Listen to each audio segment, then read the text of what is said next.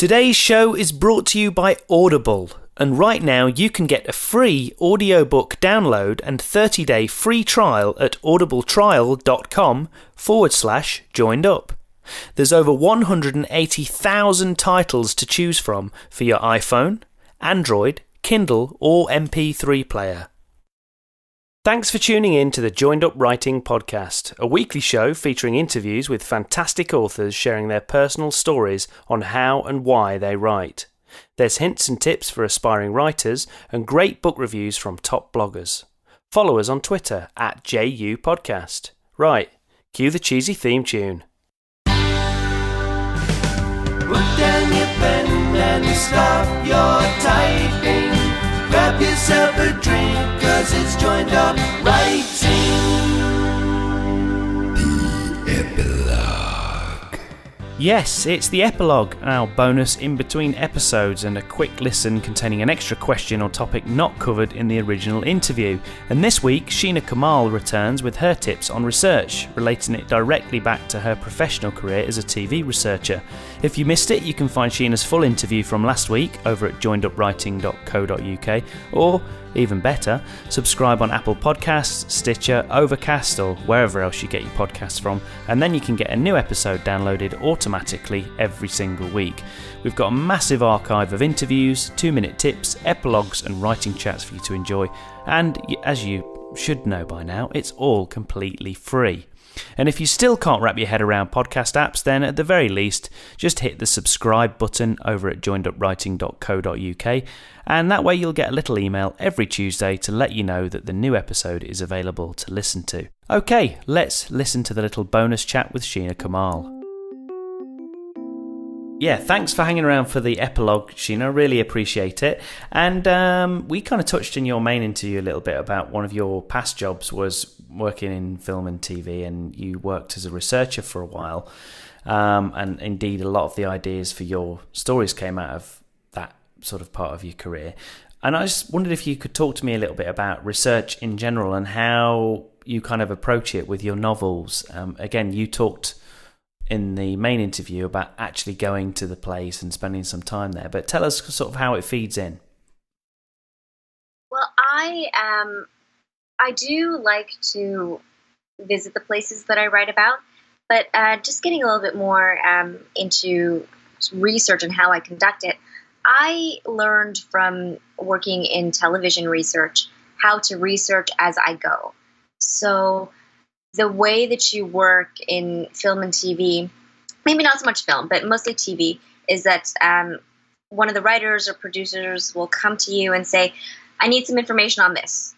And you've got an hour, couple hours, half a day max to get them that information as in-depth as you can. So I became very good at just recognizing, okay, I need some more information on this. I'm going to take some time. I'm going to look into this.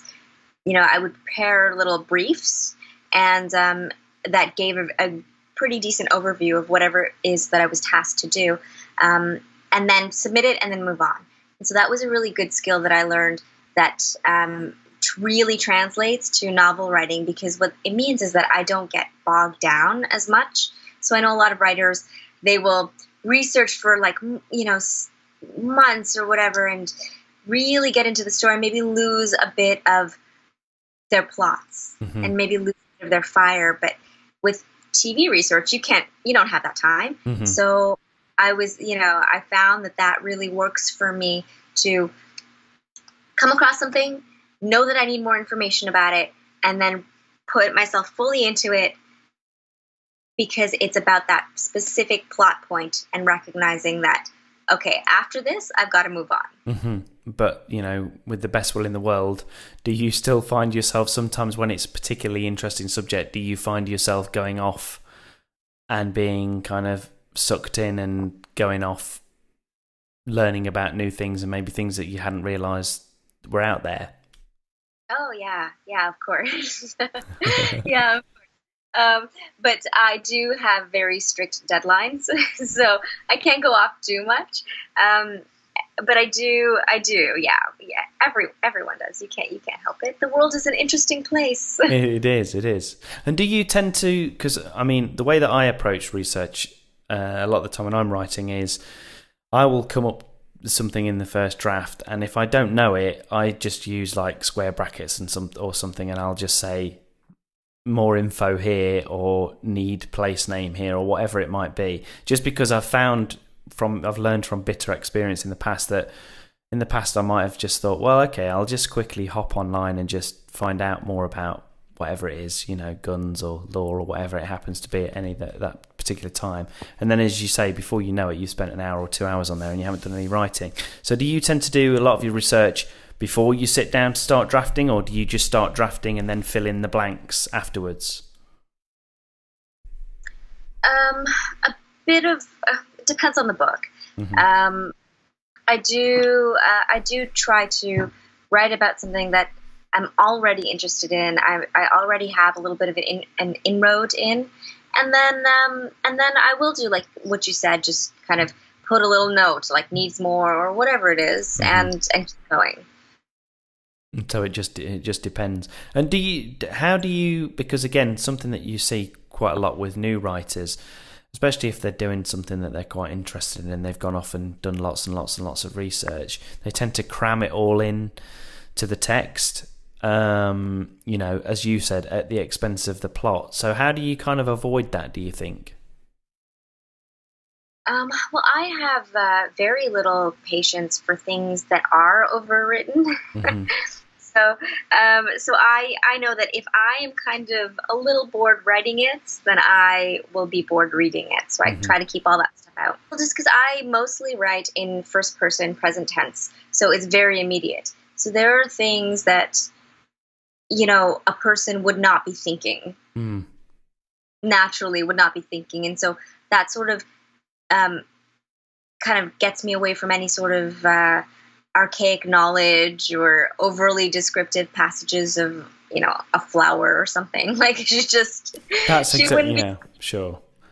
That's exactly the same as me. My novel's the same. It's first person, it's present tense, and it's one of the things that I like because as a reader, I'm not a particular fan of lots and lots of description. Say, for example, I like, a brushstroke, and I like a nice short, succinct piece of description, but I don't like when description goes on for paragraphs about telling me what kind of tree or flowers are in a garden or whatever it is, unless obviously you're writing from a perspective of a character that's very passionate and would notice all that stuff. But as you say, my character definitely doesn't, and they've not got time to wax lyrical about those things. Sounds like we have a very similar process then. But was that joke? I mean, joking aside, when you chose the first person, I mean, why did you choose first person present tense, or was it just something that happened? Yeah, I felt it was just something that happened. I felt the voice, I felt this character very strongly. So, and these are for me character-driven thrillers. So I just knew that that's what it was going to be. And so, have you kind of got any, just as we kind of wrap things up, have you got any particular, aside from giving yourself a set amount of time for research, are there any other tips that you could give somebody that's just setting out that maybe hasn't got your original professional research background? I say know when to stop, know when you've had it, and I think that everyone kind of gets a feeling of, okay, well, I know I know how this is going to apply to my book now. But this other thing is so interesting. So research can be used to sabotage your writing, and don't let it do that. Your story is far more important than to, it deserves more attention. Sure. Some people spell research the same as they spell procrastination, don't they? Yeah. Okay, well, that's brilliant. Thanks a lot for that. I really appreciate it. And good luck with the book that's out at the moment, and look forward to seeing the third in the trilogy as well. Okay, well, thank you very much. There you go, that was Sheena Kamal, and don't forget to check out her latest book, It All Falls Down, available right now from all good booksellers. What about your research process though? I'd love to hear how you approach it, so don't be afraid to share your tips by getting in touch on Twitter at JUPodcast or dropping me a line at wayne@waynekellywrites.com.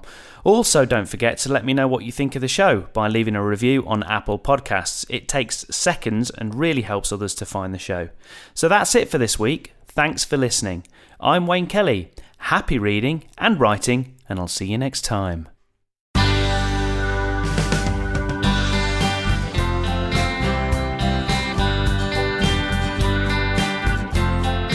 Joined up right